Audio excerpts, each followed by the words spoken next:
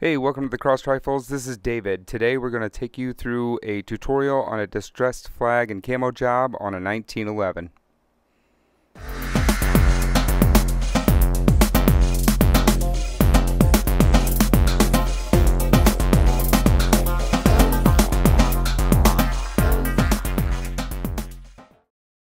Alright, this job's for a buddy of mine. He retired from the Army.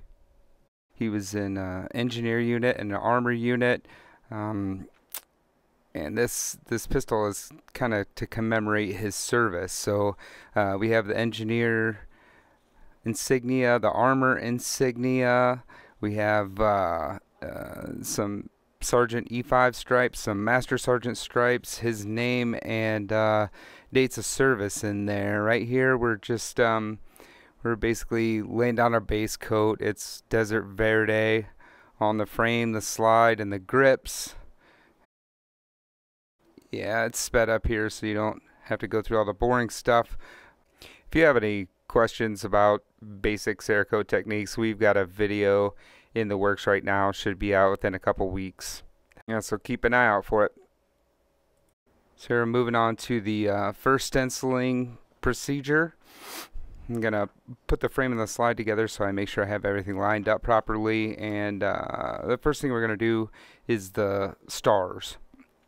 So I'm deciding where I want those stars to be. I mark off that spot with some tape, and that also holds the frame and slide together so it doesn't move around. Sorry you get to see the back of my head here a lot. I got the camera set up in a great place to see the pistol, but yeah, I didn't realize my big noggin was getting in the way. So you're gonna get to see the back of my head a little bit in this video. We'll correct that on the next video. So here I'm just pulling stars off the stencil sheet and hand placing them where I think they look good. You want to be careful to kind of keep things lined up.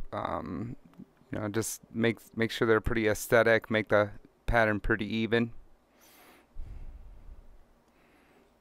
Here I'm cutting the stencils where the slide and the frame meet, so if I need to take those apart later, I can do that. I'm not worried about that now, and I ended up shooting most of this all with the pistol all together, but I wasn't sure that was going to be the case at this point, so I wanted to cut those stencils to make sure I could slide that frame and slide apart if I needed to shoot them separately.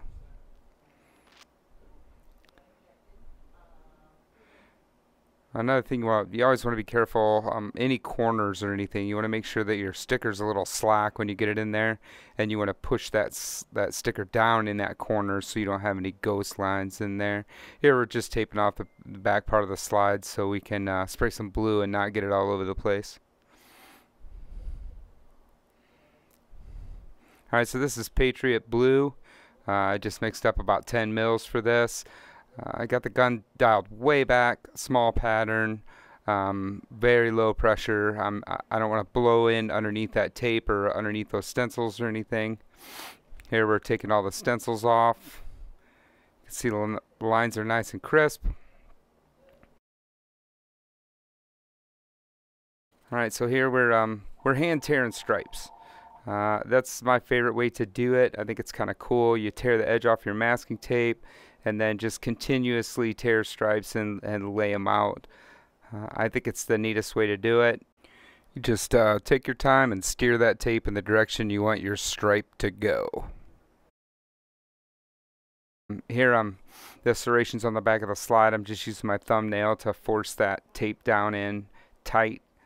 I'm really trying to avoid any shadow lines, and that's where you have a stencil that lifts a little bit and you get paint up underneath it. Yeah, so everything gets pushed down, everything gets checked, and I check everything again before I spray. I don't care if the stripes go into the blue, because I'm going to mask the blue off right at the line before we start to spray the red here. I always make sure the lines line up everywhere. So when they meet at the back of the frame, I want them to line up. I want them to look straight. If there's a line that ticks up on the trigger guard or anything, I want it to line up real well, so the gun looks good from all angles.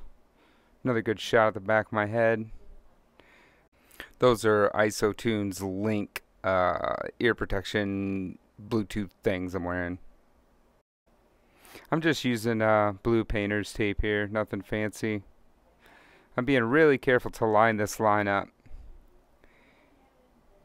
When I go in and spray my red, I don't want there to be a gap there, and I don't want there to be a bunch of overlap on the blue, because you can see that through the red a little bit.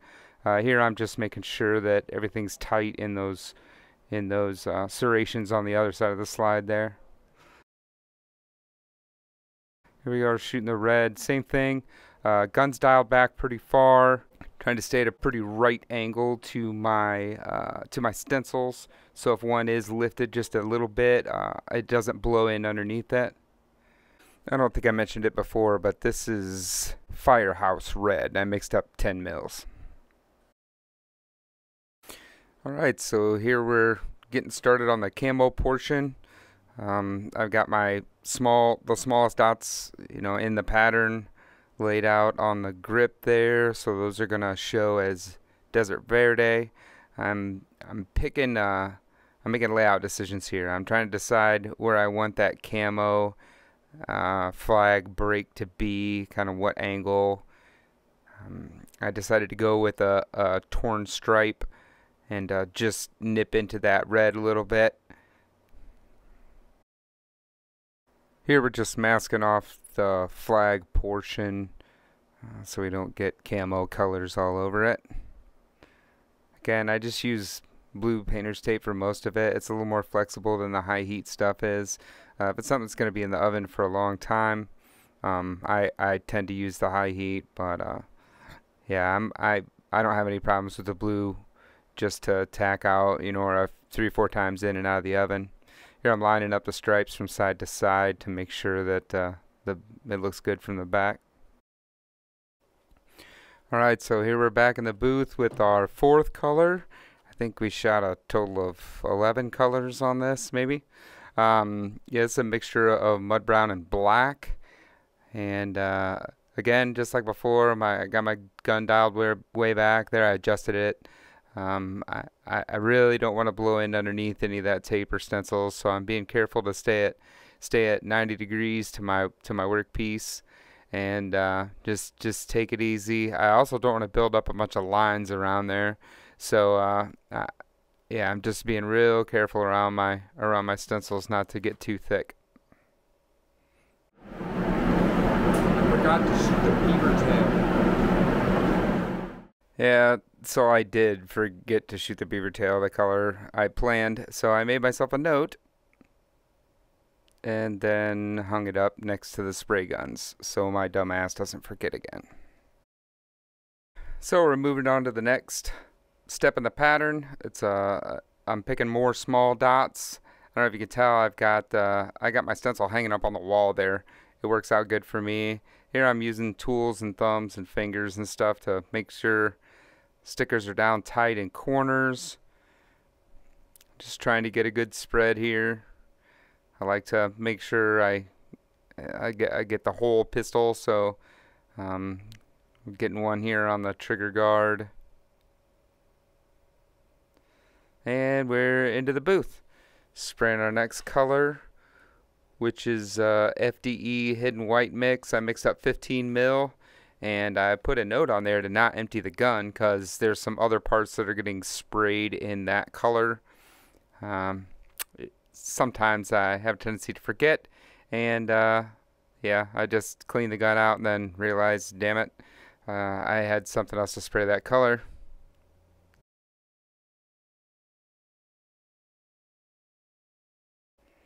And here I'm grabbing some small parts and actually remembering to shoot them. That's great. That's great for me. Yeah, I just leave the gun dialed down and get up close and personal, get them from all angles. Adjusted the gun, probably a little more paint there.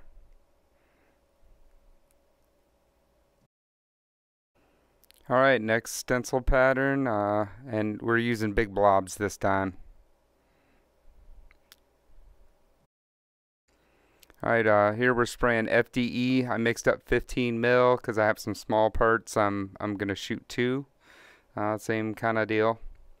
Yeah, if you like what we're putting out here, I'm gonna ask you if you think we earned your subscription. I'm gonna ask you to hit that subscribe button for us. It's really gonna help us out. We'd like to monetize the channel, and we can't do that until we get enough subscribers. So if you think we earned it, hit that button for us.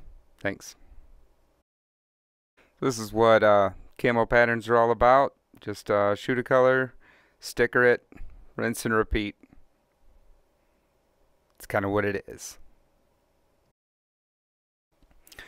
Oh, here we're shooting sniper green. I mixed up 15 mils of that because I'm doing a couple little small parts in it too.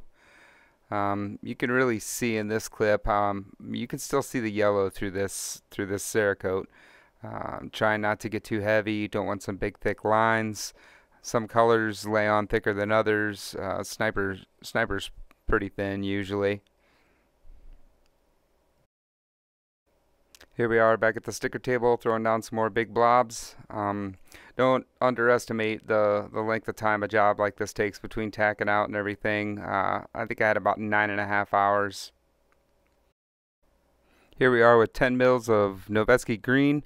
Then later on I hatched in some of the FDE hidden white mix that I had from earlier, which means I just drew a couple lines across the frame to give some variation to that Novetzke green.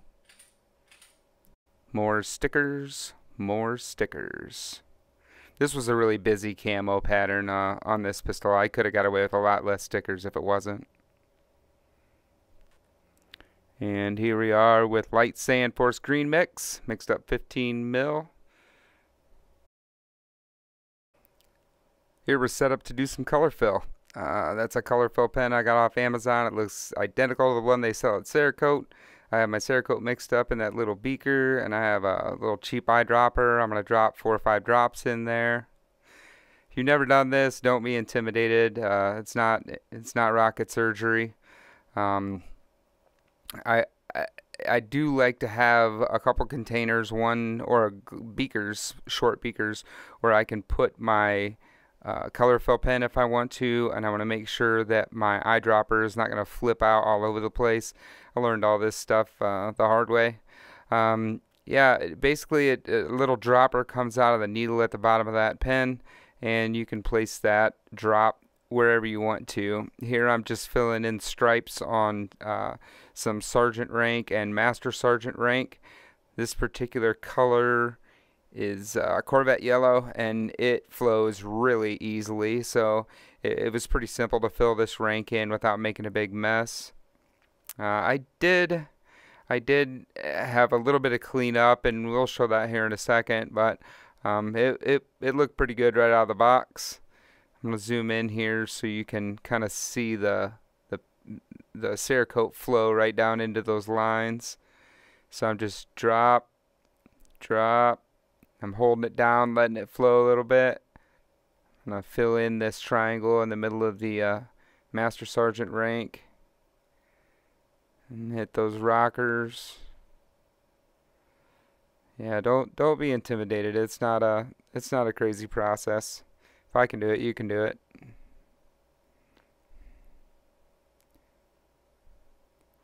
Yeah, so after this, I hit the oven for about 15 minutes with it just to make sure it was set up well.